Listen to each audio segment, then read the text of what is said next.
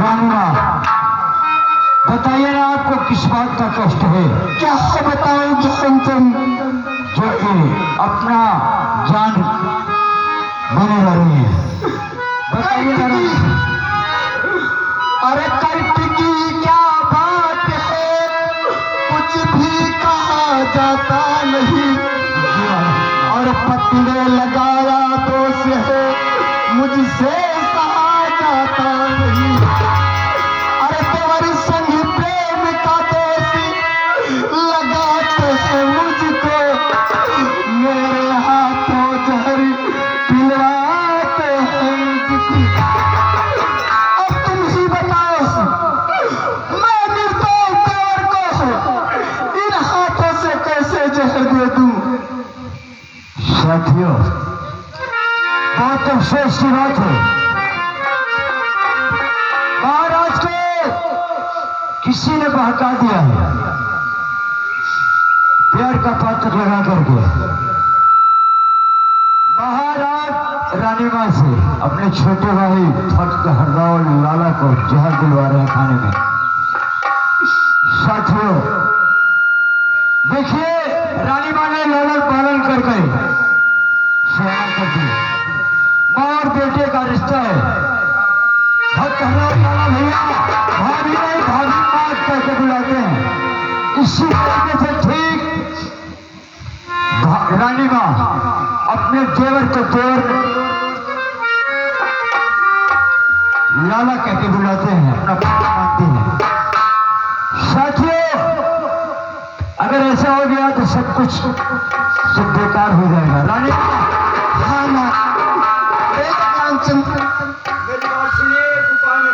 बताइए, मैं सुन रही हूँ। रानीमा, आप सबसे पहले लाला को अपने पुत्र तरीके देवर को दावत दीजिए खाने के लिए, और जब लाला महल में आ जाते हैं तो इन हाथों से भोजन बना करके तैयार रखिएगा, और जहर भरा हुआ भोजन लाला को करवाइए, अपने हाथों से खिलाइए। माँ अगर ऐसा नहीं करती है तो दुनिया वाले जैसे भैया लोग आपको कलंकित करेंगे। सत्य कहते हो, सत्य कहते हो ज्ञानचंद। अगर मेरे आज्ञा का पालन नहीं की तो दुनिया यही सोचेगी कि रानी बदचलन थी, इसलिए आत्महत्या कर लिया।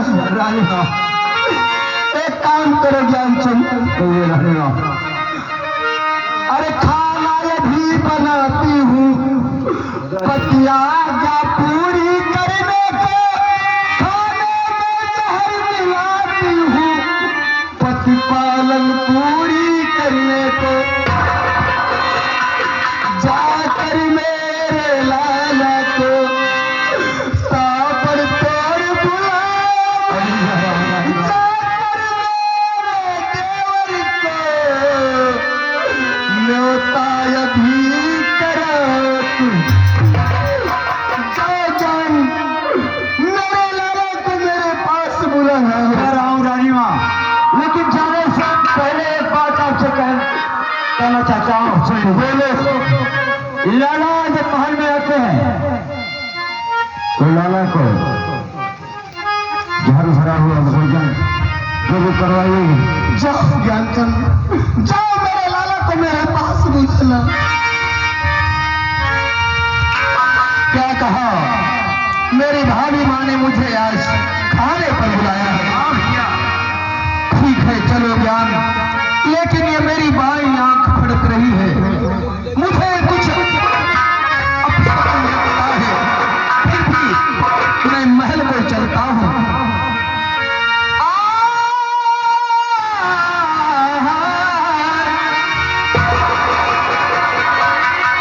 सबको प्यारा, सबको प्यारा, सबको प्यारा, और ये धर्म अपना अपना, सबको प्यारा धर्म अपना अपना। अब का सितारा हो या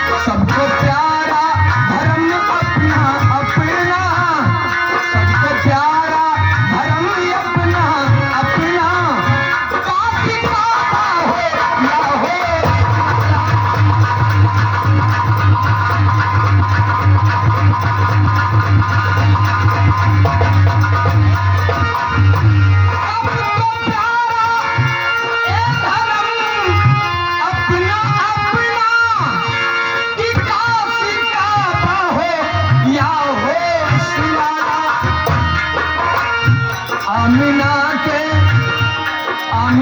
के दुलारे मोहम्मद, आमिना के दुलारे मोहम्मद, माँ की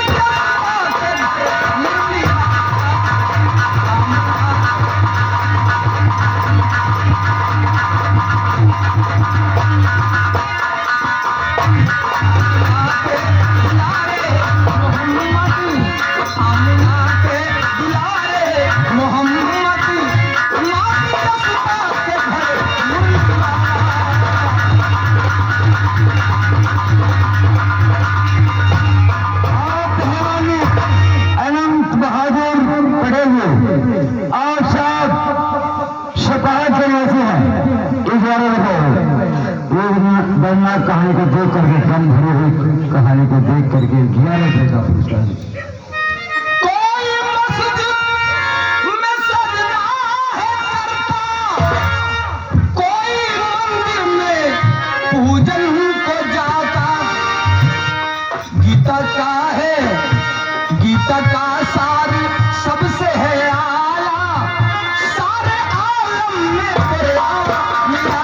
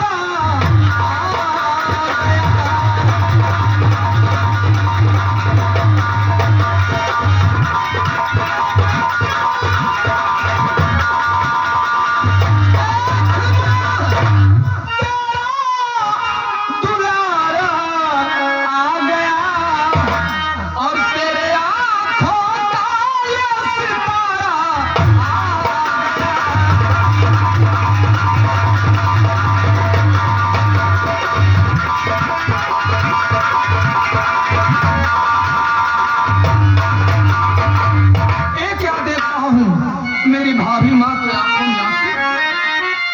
भाभी क्या बात है, आज तुम्हारे आंखों में आंसू? नहीं भाभी।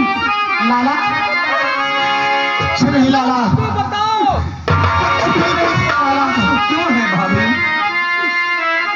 लाला भाभी सौगंध है इस बेटे को, भाभी माँ जिस बेटे को तुमने अपनी गोदी में खिलाया है, इस लाल की सौगंध है तुझे। और आपने माँ का प्यार दिया। जब मेरी भाभी माँ बचपन में मैया खत्म हो गई, तब आपने पाल पोस कर मुझे सयाना किया।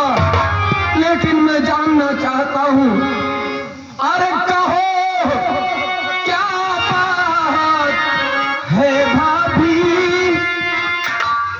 कहो क्या बात है भाभी, और नयन से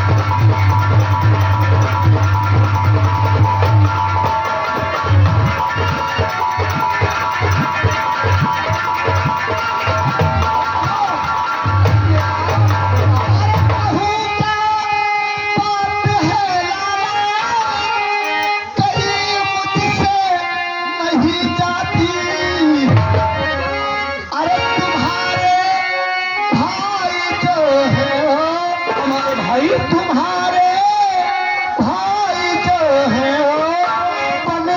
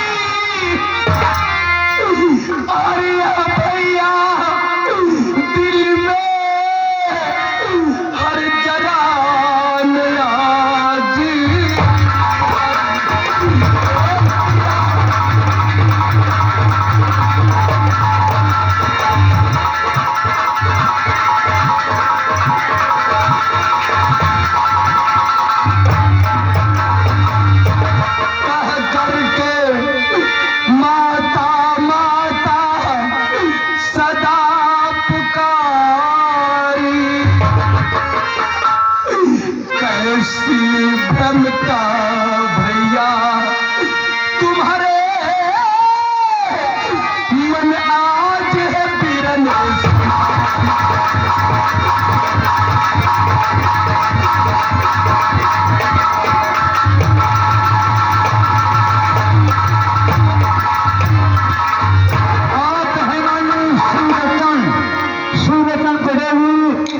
किसी गाँव काटू के रहने वाले हैं। ये देखिए गम भरी हुई कहानी को देख करके उतना कहानी पे तरस खा करके एक 5 रुपए का पुरस्कार देते हैं। भैया को यह ज्ञात नहीं कि जिस समय माँ का साया लाला के सर से उठा, लाला की उम्र 5 वर्ष की थी। मैं तो जानता भी नहीं था कि आप मेरी माँ हो या भाभी हो। अपने हाथों से मेरी भाभी माँ ने मुझे खिलाया और उंगली पकड़कर चलना सिखाया। जब 12 वर्ष की उम्र हुई तब मुझे यह मालूम हुआ कि आप मेरी माँ नहीं बल्कि भाभी हो। तभी से मैं भाभी माँ कह के पुकारता रहा। आपकी उम्र 60 वर्ष की है और 22 वर्ष मेरी उम्र है। भैया के मन में कैसी भ्रमता चाहिए।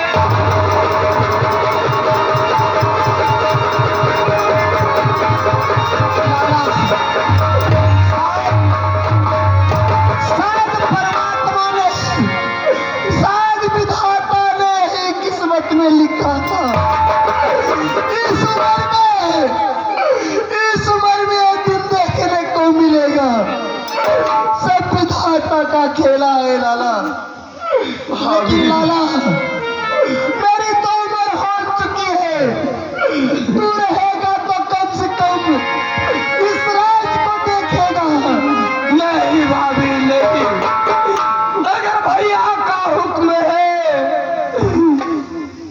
अकाल इस दुनिया में ना रहे।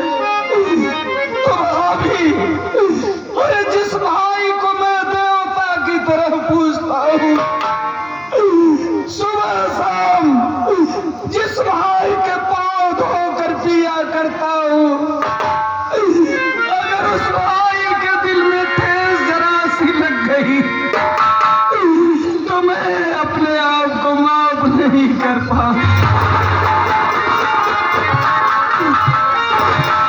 जो कुछ लिखा है भाग में, जो कुछ लिखा है इस भाग्य में, टाले किसी के ना टले, और होनी पड़ी बलवान है, बस इसमें किसका क्या लाओ परस दो थाल को, भाभी मैं अब भोजन करूं, भाई का जो हुक्म उसका मैं अब पालन करूं। अरे कैसे परस दूं थाल को, मुझसे न परसा जाता है, प्रेम का लगा जहरी खाए मर जाते हैं। भोजन नहीं खाऊंगा तो यह छत्री पन घट जाएगा, और जी करे भला मैं क्या करूं, जीने से कुछ ना फायदा। जिन हाथों से मैंने तुमको और झूला झुलाई लागे, और उन हाथों से मैं विष पिलाऊंगा। अंक बहादुर पटेल जी, आप सफा करने वाले इजारों को कहा मरने का हमको गम नहीं, इस बात का अफसोस है, और पातक लगा है प्यार का, भाभी मेरी निर्दोष है।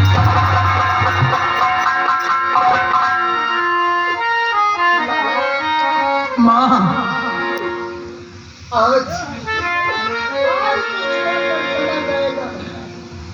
भाभी एक दिन इस दुनिया को सभी को छोड़ना है, शायद मेरे नसीब में यही लिखा है।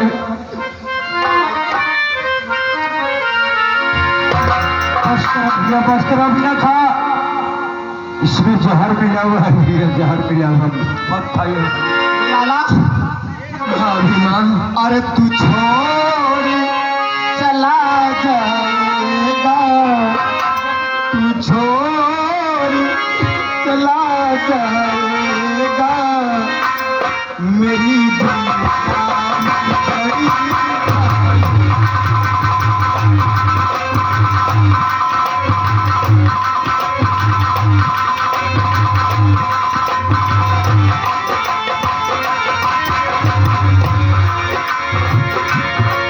तू छोड़ चला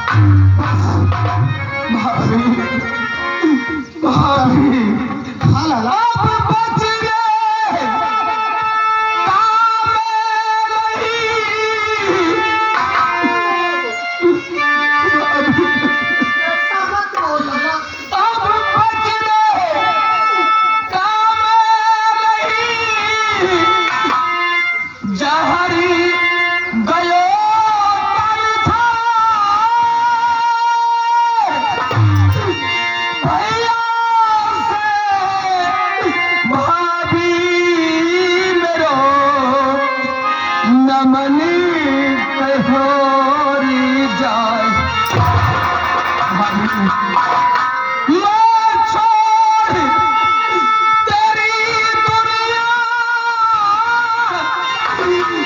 को मैयारी हूँ जाता,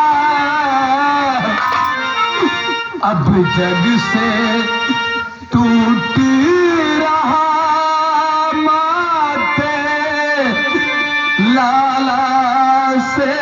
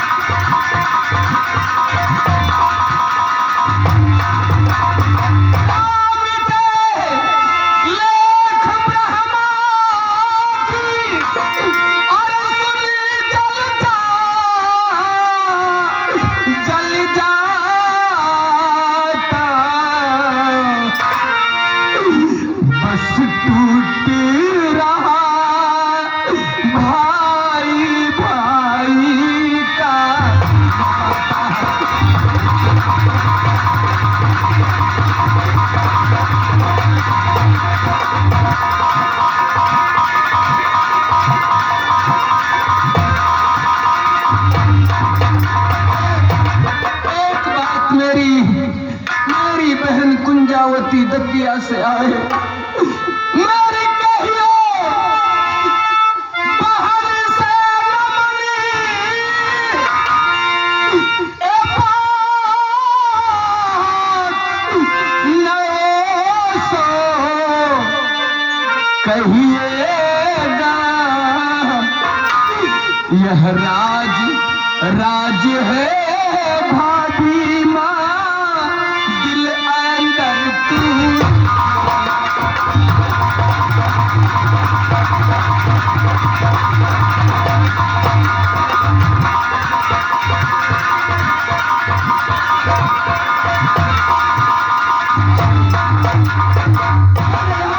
सामने अंधेरा सा आया जाता है।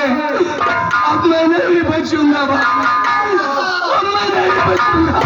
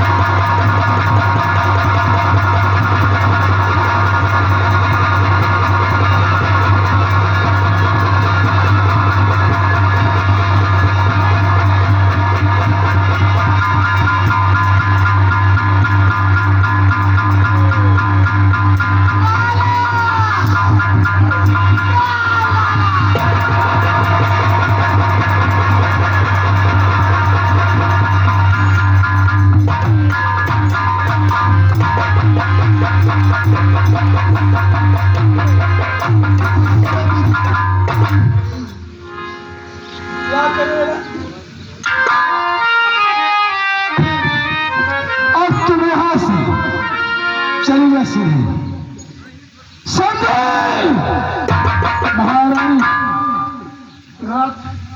आपसे मैंने कभी कुछ नहीं मांगी।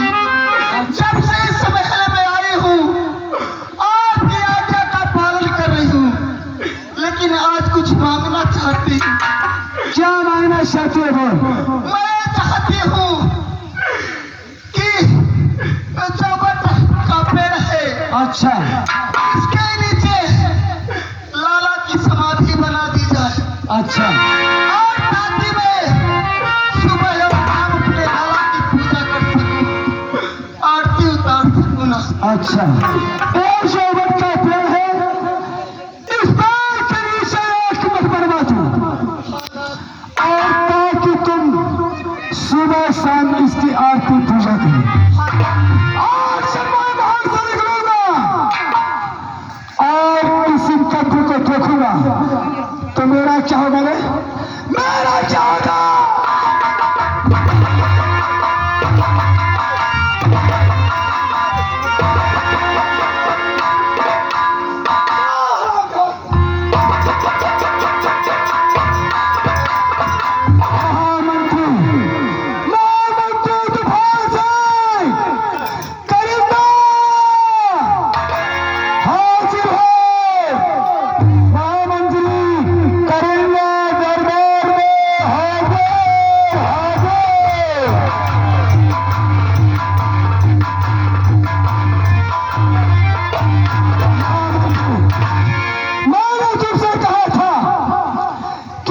जरूरत पड़ेगी तो हम तुम दोनों को जरूर बुला लेंगे।